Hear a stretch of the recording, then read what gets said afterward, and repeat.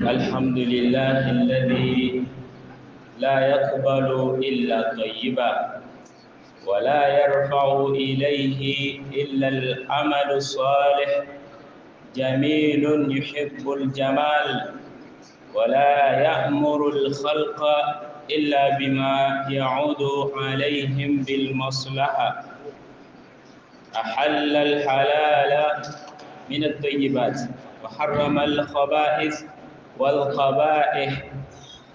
نحمده تعالى على نعمة الإسلام حمدا معترف المادح، ونشكره عز وجل أمرنا بالطهارة والنظافة لصحة الأبدان والأرواح والقرائح.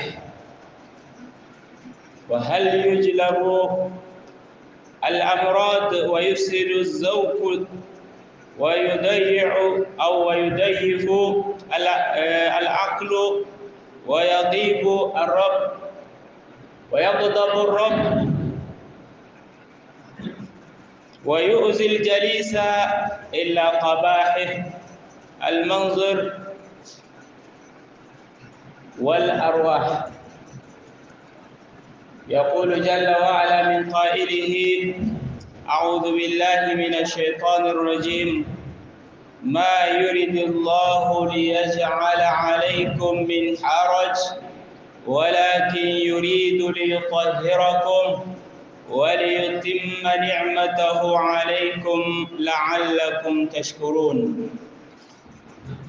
ونشهد أن لا إله إلا الله وحده لا شريك له، ونشهد أن سيدنا محمد عبده ورسوله القائل صلى الله عليه وسلم: الطهور شطر الإيمان.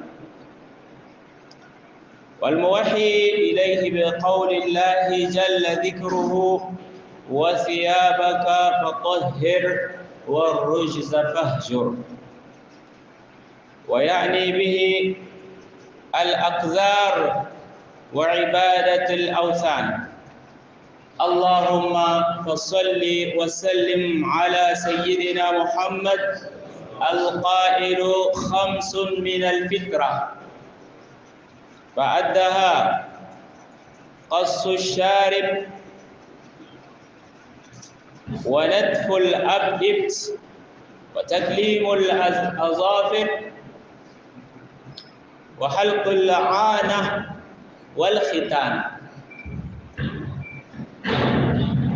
أقول قولي هذا وأستغفر الله لي ولكم ولسائر المسلمين ومن كل ذنب فاستغفروه وتوبوا إليه.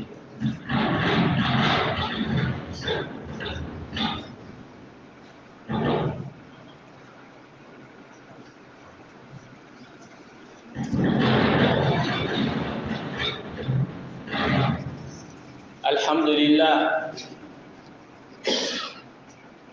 رب القوة والجبروت، فعال لما يريد.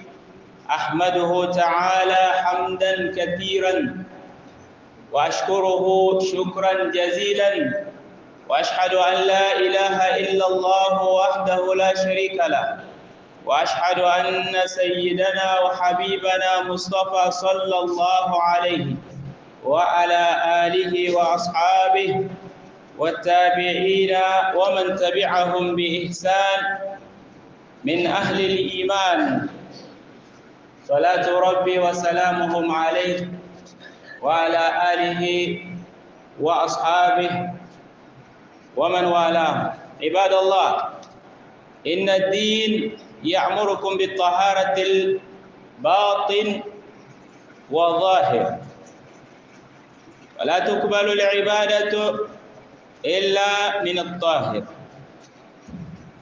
فمن الشرك والحسد والكبر والرياء والحقد تكون طهارة القلوب والسرائر، ومن البول والغائط والدم والقيح والمستقذرات كلها تكون طهارة الأجسام والطواهر.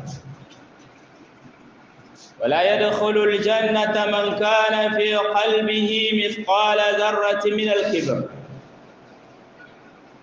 ولا يدمر السوء إلا منافق أو كافر. Alhamdulillah, la louange est à Allah, le maître créateur des cieux et de la terre, le tout miséricordieux, le très miséricordieux. Louange à Allah, celui-là qui n'agrée que ce qui est pur, ne monte vers lui aucune œuvre si ce n'est des œuvres pies, c'est-à-dire des bonnes œuvres. Il est un Dieu, il est beau et il est pur. Il n'y a pas de saleté avec lui. Il n'agrée que ce qui est pur.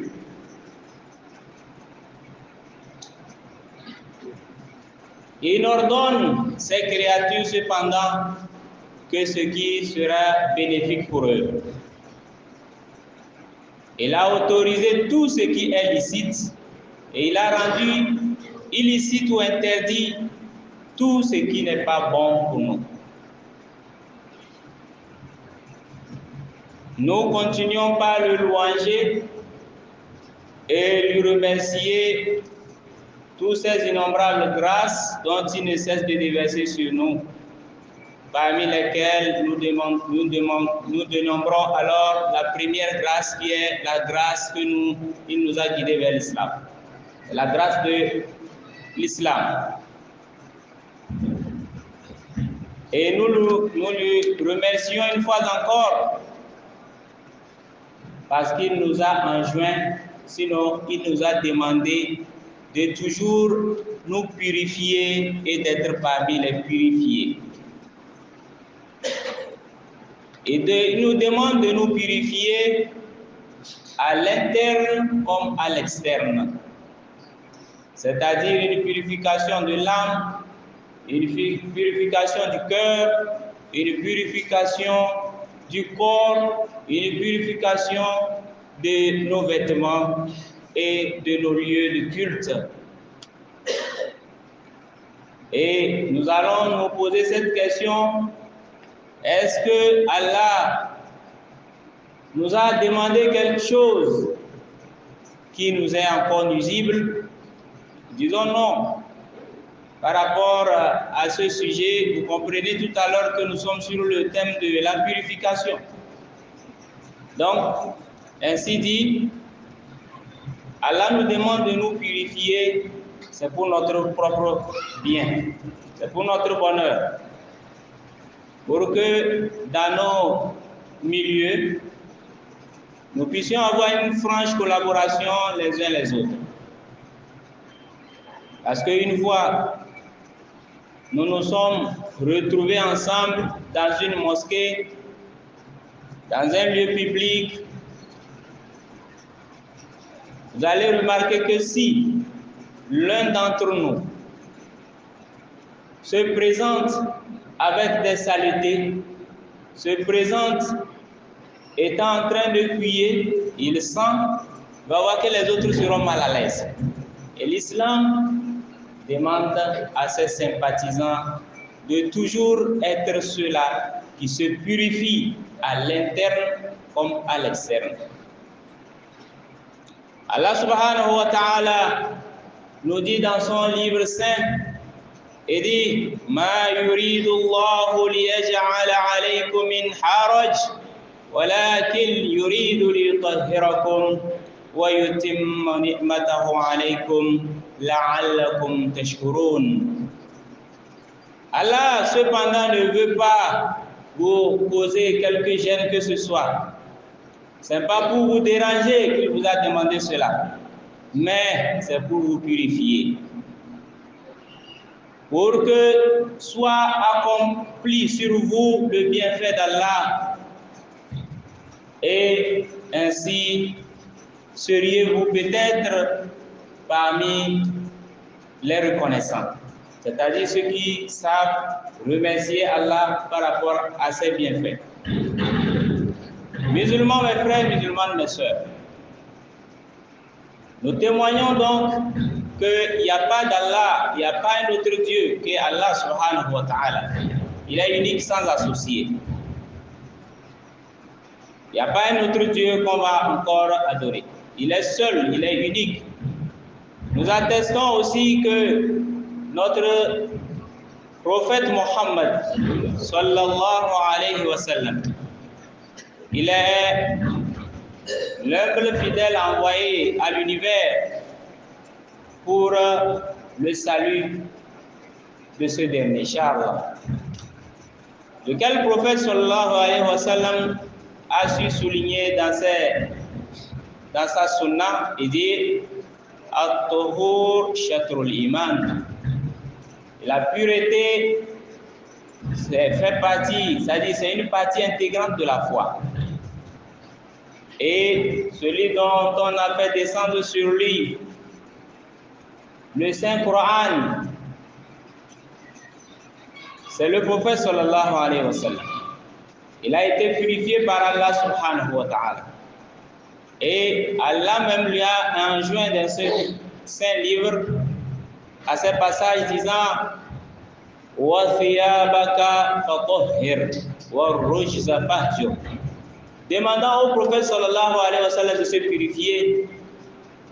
Allah subhanahu wa ta'ala demande au prophète indirectement à nous, il nous dit wa thiyabaka fatahhir, quant à tes vêtements, purifie-les pour que ça soit propre.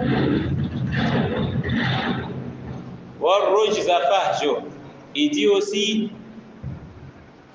éloigne-toi donc des péchés, parce que c'est des trucs aussi qui salissent l'homme.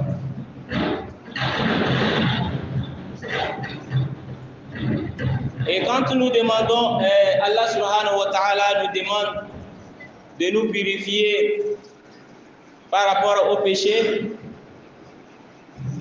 cela signifie que le péché salit le corps ou bien l'âme de la personne. Et en cherchant le repentir sincère, nous sommes en train de nous purifier à l'intérieur, d'une façon invisible de la chose. Nous demandons à Allah subhanahu wa ta'ala de nous assister.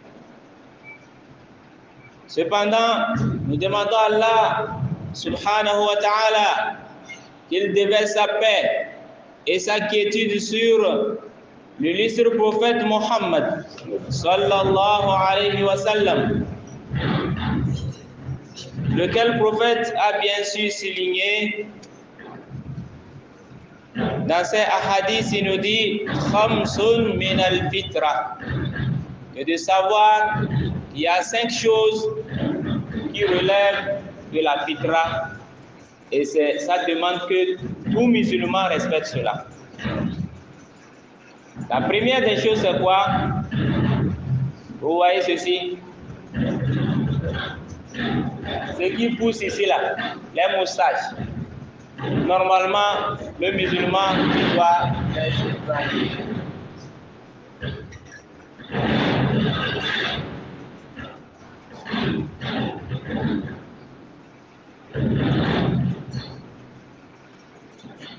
Le musulman se doit de les épurer, de les enlever de temps en temps.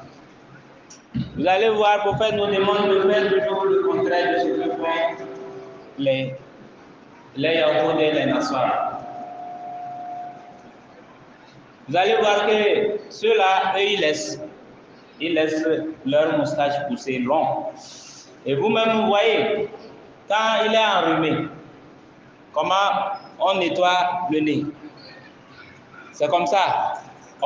On siffle et tout ça là. On prend le mouchoir, on nettoie. Mais cependant, ça reste. Quand il aura soif ou il a son thé qu'il va boire, il va encore plonger ses moustaches là-dedans. Et il avale ses propres saletés. Voyez-vous? D'où le prophète sallallahu alayhi wa sallam nous demande dans les 5 choses dont nous venons de citer, de toujours coiffer cela. C'est pour notre santé et c'est la fitra. Qu'Allah nous assiste. La deuxième des choses, vous voyez, il y a des poils qui poussent sous les aisselles. Il faut toujours les coiffer. Il ne faut pas les laisser, il faut les coiffer. Pour que là-bas aussi soit propre. La troisième des choses, vous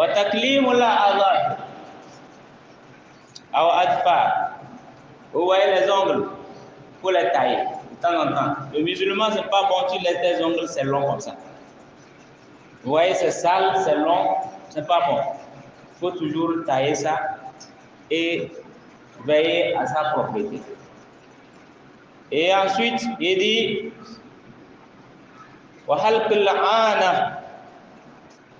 il faut coiffer les poils du pubis. Les poils du pubis, c'est les poils qui poussent au niveau de, devant toi, au niveau du sexe. Les poils qu'il y a là-bas, il faut coiffer. Il ne faut pas laisser ça trop comme ça, c'est pas bon. Il faut arranger ça. Et la cinquième des choses, on parle de al-khitan, c'est-à-dire pour les nouveaux-nés garçons, il faut les circoncire. C'est-à-dire qu'il faut couper leur prépuce. Donc, c'est les 5 choses dont le prophète sallam nous a enjoint ou nous a demandé de faire.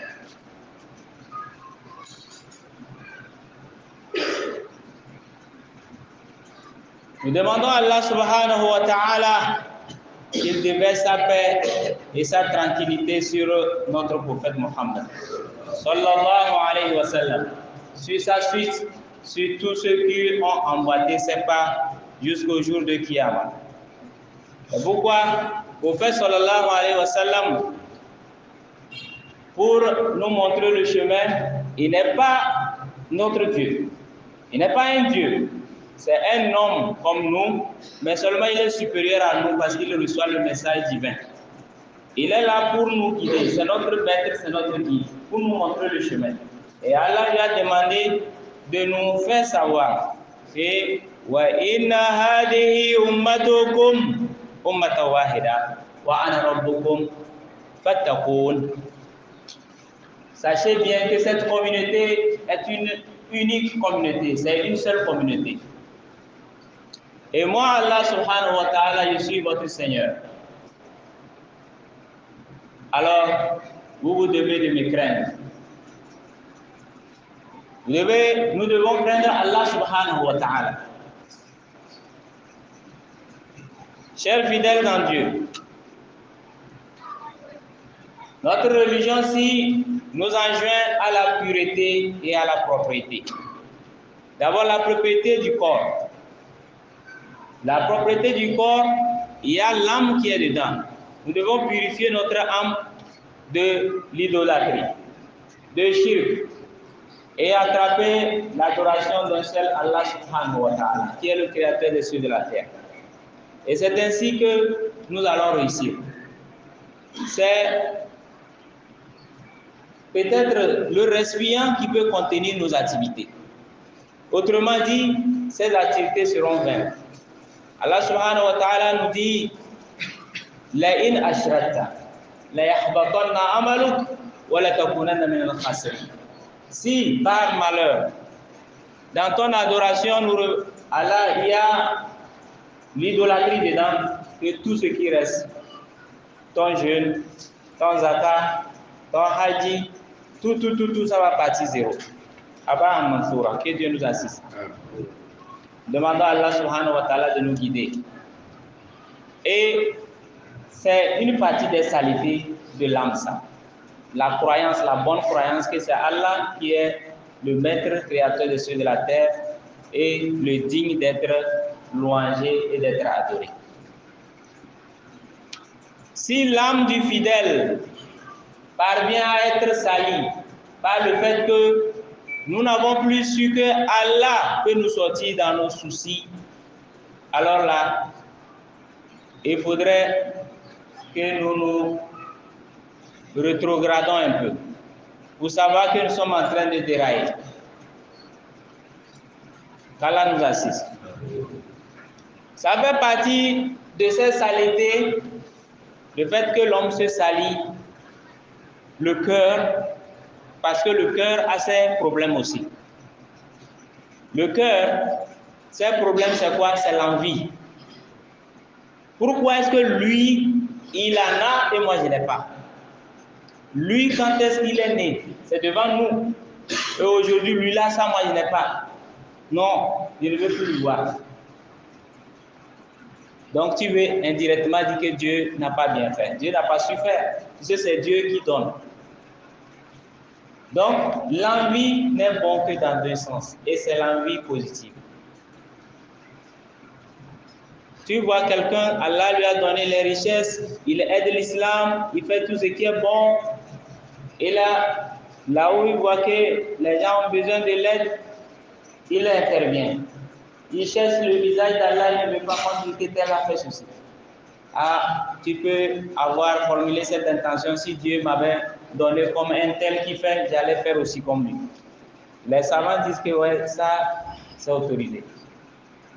Et aussi, un homme, Dieu a donné la science religieuse. Il a un savoir qu'il utilise pour guider l'humanité, pour conscientiser. Et tu dis, si j'avais aussi cette même sagesse, ou plus, je ferais mieux, ou bien je ferais comme un tel. Là aussi, c'est bon. Mais l'envie que ce bien-là qu'Allah a croyé à un tel, ça finisse, même si je ne gagne pas, c'est pas la peine. Lui, ça n'a qu'à finir. Ton souhait même, c'est que s'il faisait même accident avec sa voiture, là, c'est pas mieux. Ouais. Que sa boutique tombe en faillite. Ouais, ça, c'est pas. Si tombe en faillite, toi, tu gagnes quoi? C'est ça nos mal aujourd'hui. Ça, c'est des saletés du cœur. Fait partie du saleté al-kibr. Le fait de dire que si c'est pas moi, si celui-là, non, je ne peux pas suivre derrière lui. Al-kibr, c'est des saletés du cœur qui ont fait quitter Shaitan dans le royaume des cieux, dans le royaume d'Allah subhanahu wa ta'ala. Al-hiqd, la haine, tu ne veux pas voir la personne. Tu ne veux pas lui voir. Donc tout ça là, c'est des saletés qui entachent le cœur. Maintenant, pour purifier, pour laver ce cœur atteint de cette saleté-là, ça demande de faire quoi? De faire un repenti sincère. De changer de mentalité. De regretter son acte et de demander conformément à la sunna un repentir qui est sincère devant Allah subhanahu wa ta'ala pour que Allah te change. Et même, il faut aider ces genres de personnes par des cures de la ruqya al-shar'iyya. Ils doivent prendre de la potion de prière pour pouvoir apaiser, parce que Allah subhanahu wa ta'ala nous dit Ala bi dhikrillahi tatma'innul qulub. N'est-ce pas, avec le rappel d'Allah, les versets d'Allah, que le cœur s'attendrit. Voyez-vous, le cœur devient tendre avec le rappel d'Allah. Allah subhanahu wa ta'ala renchérit en disant وَمَنْ أَعْرَضَ عَنْ ذِكْرِي فَإِنَّ لَهُ مَعِيشَةً ضَنكًا وَنَحْشُرُهُ يَوْمَ الْقِيَامَةِ أَعْمَى قال رب لما حشرتني أعمى وقد كنت بصيرا قال كذلك أتتك آياتي فنسيتها فكذلك اليوم تنسى. Allah subhanahu wa ta'ala nous dit, celui-là qui se détourne de mon rappel, il aura une vie pleine de gêne. Et c'est comme ça le jour de Kiyama, quand on va le ressusciter, il serait aveugle. Il a demandé au Seigneur, pourquoi est-ce que tu me ressuscites aujourd'hui? Je suis aveugle, pourtant dans le bas monde je voyais. Tu m'avais ouvert la vue. Il dit oui, ainsi sont parvenus mes signes, mes versets, et tu as nié. Tu n'as pas cru en ces signes. Et c'est pourquoi aujourd'hui nous sommes en train de t'oublier en te faisant perdre ta vie.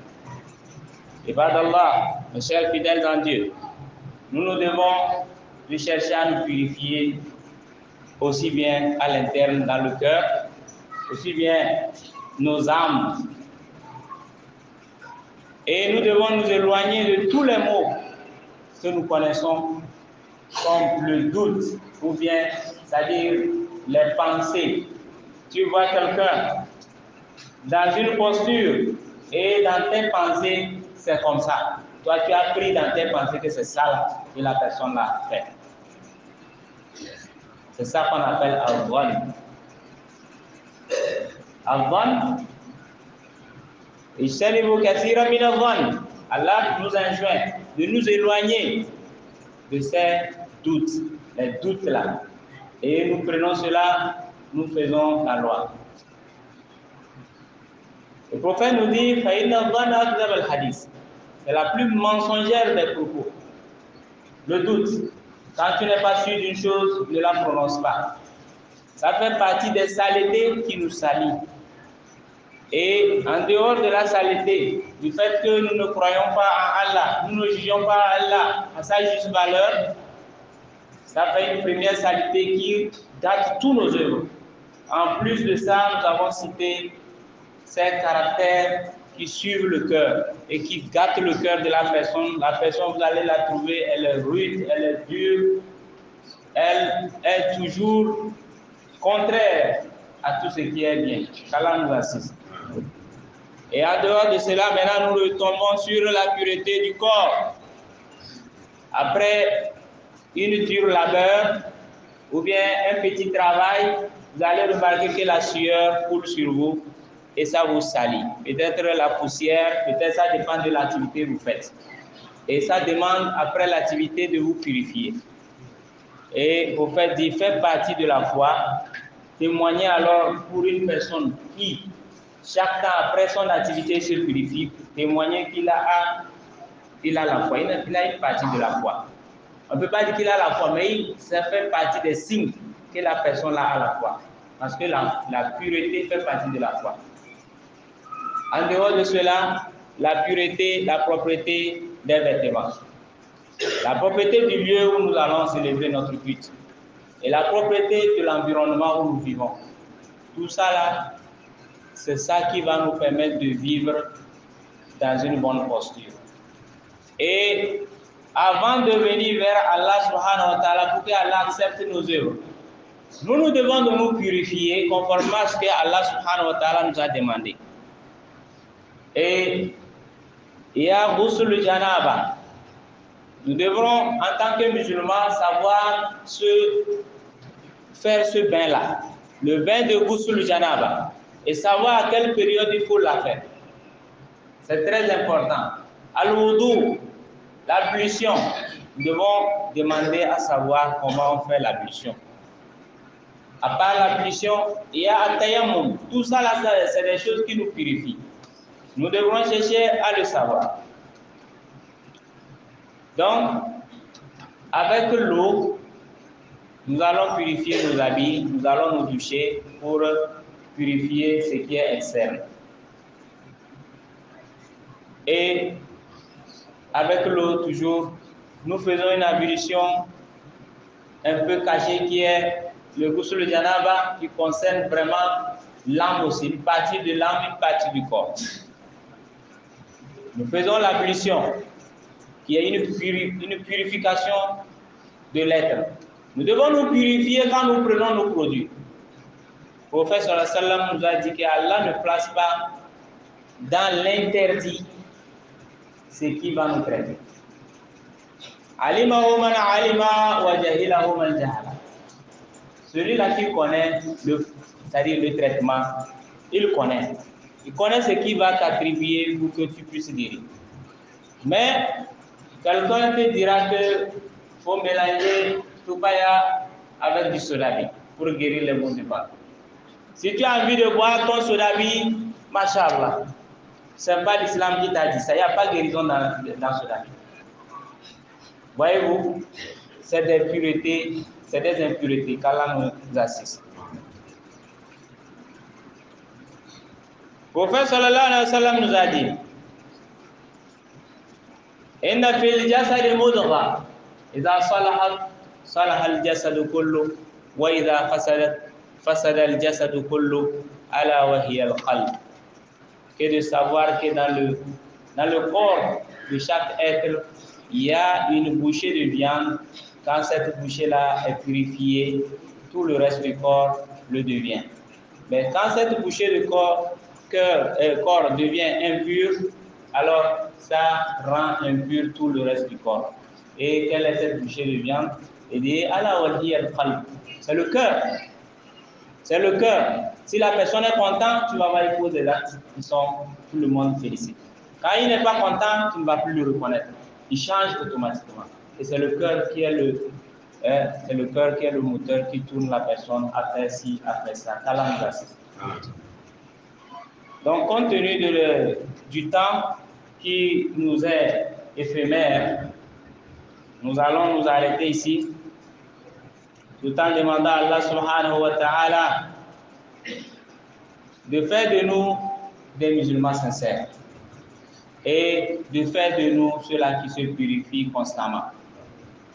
Parce que nous allons venir rester devant Allah et dire que nous sommes en train de prier, Allah ne prend pas. C'est la condition pour qu'on prenne ta prière, la purification. Tu dois te purifier. Ghusl janaba, al-wudu, et purifier tes habits. De quoi? Il y a les déchets, il y a les saletés, il y a l'urine, il y a le sang des lochis. C'est le sang qui s'écoule après l'accouchement. Il y a le sang des menstrues. Voyez-vous? Il y a les puits, c'est-à-dire le puits. Quand quelqu'un, il y a un abcès qu'il a pris et puis l'eau sort, c'est des impuretés. Donc tout ceci, ce qui sort des narines, les crachats, tout ça là, c'est des impuretés. La tête, nous devrons nous coiffer constamment. Un jour, du vivant du prophète sallam, il y a une dame qui s'est présentée devant le prophète. Elle dit, prophète, je ne veux plus de mon mari. Je suis venu pour que tu vas nous divorcer. Le prophète a dit, quoi? Elle a répété. Le prophète a dit, bon, il faut partir. Appelez-moi son mari. Quand le mari est arrivé, le prophète l'a regardé de la tête aux pieds. Il dit, toi, va te coiffer. Arrange-toi bien. Elle a laissé coiffer bien, s'est présentée. Le prophète a envoyé d'appeler la dame. Il dit, toi, répète ce que tu étais venu me dire. Elle a baissé la tête. Il dit, répète ce que tu es venu me dire.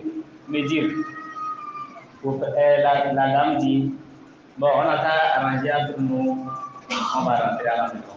Masha'Allah. Parce que le prophète a dit que l'un de vous va se présenter devant sa famille, la tête comme la tête de Shaitan. Ça veut dire la tête était ébouriffée, c'est-à-dire façon comme ça. Lui-même, les barbes, les moustaches, tout, tu le vois, c'est comme un lion. Ah oui, la dame avait raison. qu'Allah nous assiste. Nous demandons à Allah subhanahu wa ta'ala de nous pardonner. Et nous dévancer dans la foi qu'Allah les pardonne. Ce que nous avons perdu dans la foi, nos ustads, nos parents, depuis le temps d'Adam jusqu'à aujourd'hui, ceux qui ont perdu leur être cher dans la foi, nous demandons à Allah subhanahu wa ta'ala d'avoir pitié de les accorder le paradis pour tous. Nous qui sommes restés, nous demandons à Allah subhanahu wa ta'ala de nous donner une bonne fin. Demandons la paix et la sérénité, la sécurité pour notre pays, le Togo. Depuis la tête jusqu'aux pieds, qu'Allah unisse leur cœur, qu'Allah resserre leurs mains. Nos forces de sécurité et de défense, où qu'ils se trouvent, nous prions Allah subhanahu wa ta'ala protection et sécurité pour eux aussi. Parce que nous, chaque fois, nous sommes en train de dormir la nuit et ils sont au front. Que Allah nous protège. Les zones de tension, qu'Allah mette la paix. Les foyers en problème, qu'Allah mette la compréhension et la paix. Demandons à Allah subhanahu wa ta'ala pour les temps que nous sommes en train d'affronter. Vous savez que le froid doit commencer. C'est le moment où ceux qui ont les gros pullovers et les gros draps, ils connaissent la douceur du sommeil. Donc on dit as-salatu khayrun minan nawm. Bon, la salat tout d'abord, il faut laisser on va tirer. Continue pas à dormir. C'est le temps où beaucoup ne prient plus à souvent. C'est compliqué. Nous devrons faire un effort pour faire les ablutions. Beaucoup, certains même ne font plus ablution, quelquefois. Allah, c'est pas bon. Si tu n'as pas fait ablution, ta prière n'est même pas là. Et c'est des malédictions. Qu'Allah nous assiste. Nous demandons à Allah subhanahu wa ta'ala de bénir notre dapon, de nous donner l'amour du prochain, de nous resserrer les rangs.